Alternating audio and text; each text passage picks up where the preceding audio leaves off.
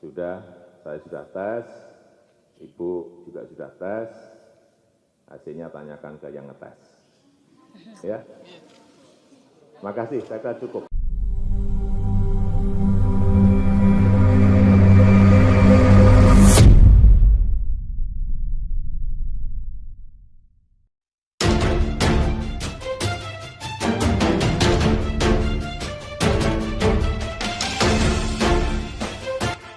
Hasil tes corona Jokowi, pengamat mengatakan, kasihan negeri ini. Sebelum dinyatakan positif terpapar corona, Menteri Perhubungan sempat berinteraksi dengan Presiden Joko Widodo. Di ranah publik muncul pertanyaan, apakah Jokowi terpapar COVID-19? Pengamat kebijakan publik dari Institute for Strategic and Development, ISDS Aminuddin mengatakan, kena atau tidaknya Presiden Jokowi itu tidak akan diketahui dari pemeriksaan laboratorium, tetapi kalaupun Presiden Jokowi kena virus corona, pasti akan dirahasiakan. Tapi publik akan tahu dari semakin jarangnya Presiden Jokowi berinteraksi dengan publik. Karena Presiden Jokowi sendiri mengakui dalam masalah corona mengambil opsi setengah tertutup atau tidak transparan. Terpisah anggota Komisi 9 Bidang Kesehatan dan Ketenagakerjaan DPR RI dari fraksi PDIP, Dewi Aryani, memandang penting pemeriksaan kesehatan terhadap pihak yang selama 2 minggu terakhir melakukan kontak dengan Budi Karya Sumadi guna mengantisipasi mewabahnya Coronavirus Disease 2019 atau COVID-19. Dewi Aryani MSI mengatakan bahwa dia turut prihatin dan berduka atas apa yang menimpa Budi Karya Sumadi yang menjadi salah satu pasien positif COVID-19 dan semoga Budi Karya Sumadi lekas sembuh. Sementara itu, Ketua Dewan Penasehat Barisan Relawan Nusantara atau Baranusa, Muhammad Jokai mengatakan, Presiden Jokowi terkena atau tidaknya virus corona masih 50-50. Jadi kena atau tidaknya tergantung dari kontak tubuh yang dilakukan. Namun hal itu kemungkinan kecil terjadi lantaran Presiden Jokowi merupakan orang yang selalu menjaga kesehatannya. Tetapi menurutnya, Presiden Jokowi tidak akan tertular corona, pasalnya setiap orang yang nomor satu di negara manapun pastinya memiliki protokoler kesehatan baik itu saat pertemuan dan usai pertemuan dengan seseorang. Presiden Joko Widodo dan para Menteri Kabinet Indonesia Maju menjalani pemeriksaan penyakit saluran pernafasan karena virus corona sejak pagi hingga sore hari ini. Semua menteri diperiksa, demikianlah kata Presiden Joko Widodo di Istana Kepresidenan Bogor. Hingga saat ini sudah ada 96 orang dinyatakan positif COVID-19 di Indonesia dengan korban meninggal 5 orang dan jumlah yang sudah sembuh 8 orang. Mereka tersebar di Jakarta, Tangerang, Bandung, Solo, Yogyakarta, Bali, Manado, dan Pontianak. Sebelumnya, Menteri Sekretaris Negara Pratikno menyebut Menteri Perhubungan Budi Karya Sumadi sebagai menteri yang selalu berada di garis depan dalam penanganan dampak COVID-19. Pada Sabtu 14 Maret 2020 malam di Jakarta, Pratikno mengumumkan Budi Karya menjadi salah satu pasien positif COVID-19 dan kini dirawat di RSPAD Gatot Subroto, Jakarta Pusat.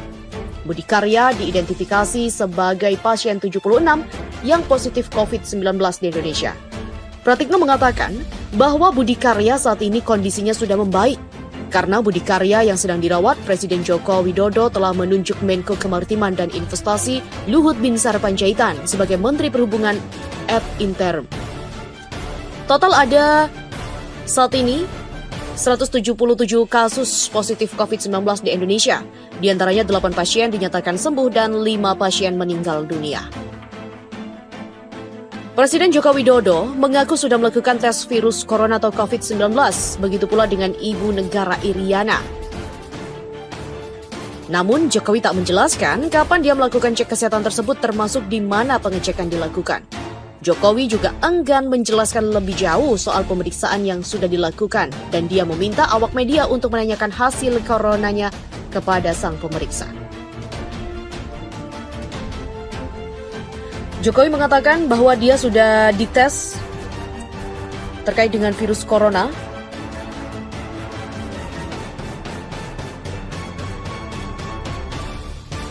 Dia juga sudah dites bersama Ibu Iriana. Begitulah dikatakan Jokowi melalui video yang disiarkan Sekretariat Presiden di Istana Bogor, Jawa Barat pada Senin 16 Maret.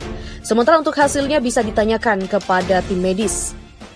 Mantan Perdana Menteri Malaysia Mahathir Mohamad memprediksi wabah virus corona baru atau COVID-19 yang saat ini melanda dunia lebih buruk dari krisis moneter 1997.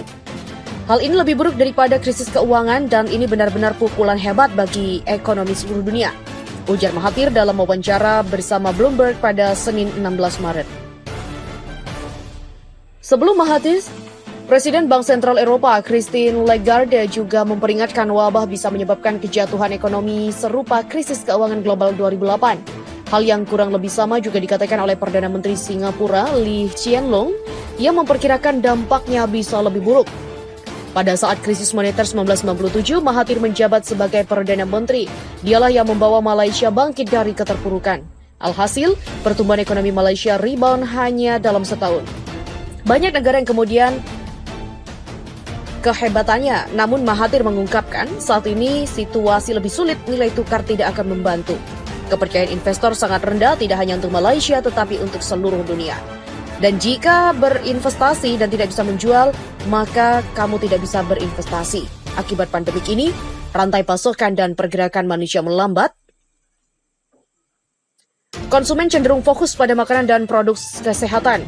Mengundurkan diri pada Senin 14 Februari, Mahathir mengaku ragu atas kemampuan pemerintahan baru Malaysia yang saat ini dipimpin oleh Muhyiddin Yassin. Menurutnya sulit untuk mengerahkan pemulihan Malaysia di situasi saat ini.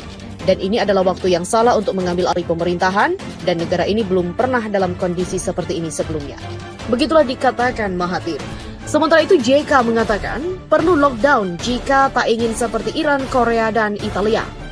Peningkatan jumlah kasus infeksi virus corona atau COVID-19 di Indonesia membuat sejumlah kalangan menyerukan agar pemerintah melakukan lockdown.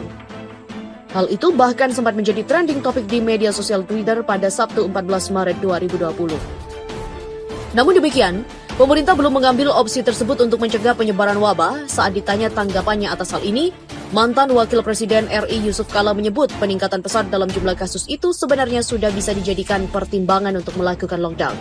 Sebab apabila penyebaran harus meningkat pesat, tidak dimungkiri jumlah kasus di RI akan semakin banyak dalam waktu dekat. Indonesia bisa menjadi seperti Iran dan beberapa negara lainnya yang melaporkan kasus infeksi terparah di dunia.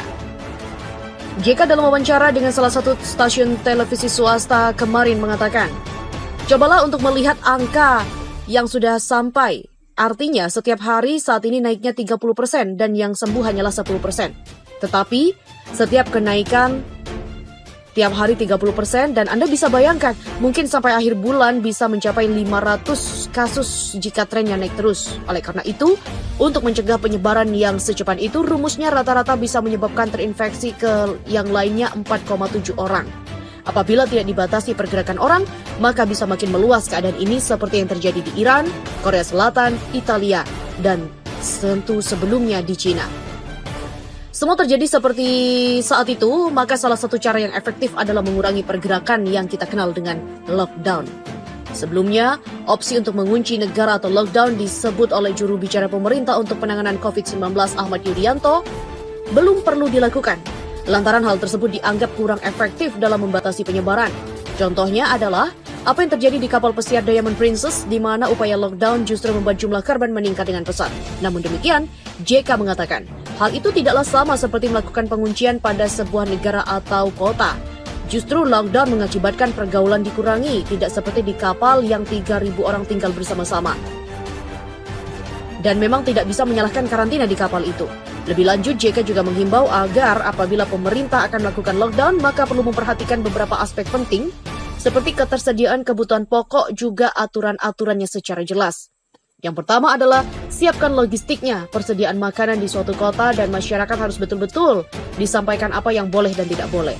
Sementara itu, terkait surat yang dikirimkan Organisasi Kesehatan Dunia atau WHO kepada Presiden RI Joko Widodo pekan lalu, JK mengatakan, keputusan untuk mengumumkan status darurat nasional tidak akan merubah apapun jika penanganan yang dilakukan tidak tepat. Sebagaimana diketahui pekan lalu, WHO mengirim surat khusus kepada Jokowi yang isinya menyarankan agar pemerintah Indonesia mengumumkan status darurat nasional.